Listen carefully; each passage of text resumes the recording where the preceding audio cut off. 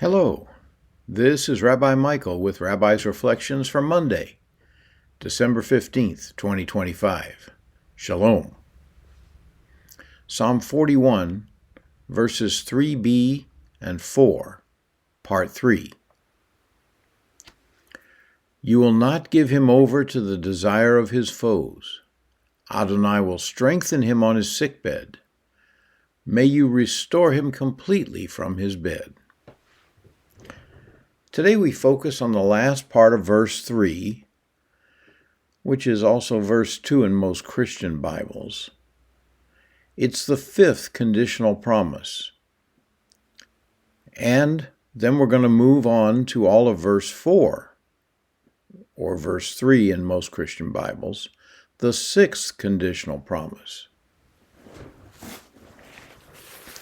The last part of verse 3 is translated in the TLV, verse 3, part B, you will not give him over to the desire of his foes.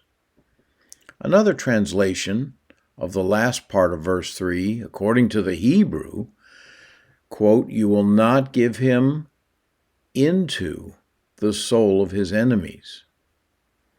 This appears as a familiar refrain in Psalms. For instance, we have Psalm 25, verse 2. O my God, in you I trust, so I will not be ashamed, and my enemies will not gloat over me. We find a related question in several Psalms. Psalm 94, verse 3, for instance.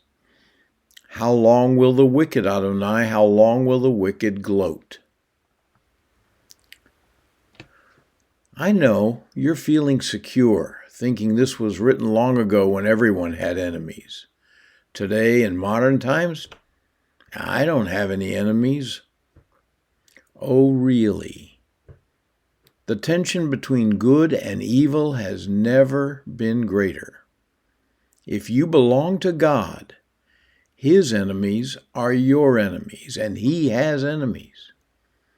Psalm 139, verse 21 and 22. Do I not hate those who hate you, Adonai? Do I not loathe those who rise against you? I hate them with total hatred. I consider them my enemies. Although the battle continues, the outcome is never in doubt. 1 Corinthians 15:57. But thanks be to God who keeps giving us the victory through our Lord Yeshua the Messiah. The promise is sure, and we can count on it. Psalm 92, verses 9 and 10. But you, Adonai, are exalted forever. For behold your enemies, Adonai. Behold your enemies perish. All evildoers are scattered. And finally, the sixth conditional promise. Remember, this conditional statement is in verse 2. Happiness or blessing to those who treat the feeble with wisdom and understanding. This final blessing of happiness also applies. The translation into English makes this seem like a physical health issue. We read in Psalm 41, verse 4, Adonai will strengthen him on his sickbed. May you restore him completely from his bed. But the Hebrew words are those of emotional and spiritual well-being. This is consistent with Isaiah 40, verse 31. But they who wait for Adonai will renew their strength. They will soar up with wings as eagles. They will run and not grow weary. They will walk and not be faint. And Paul also wrote to the Philippians, chapter 4, verses 6 and 7.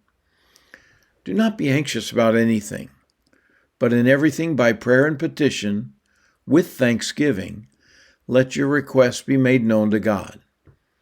And the shalom of God, which surpasses all understanding, will guard your hearts and your minds in Messiah Yeshua.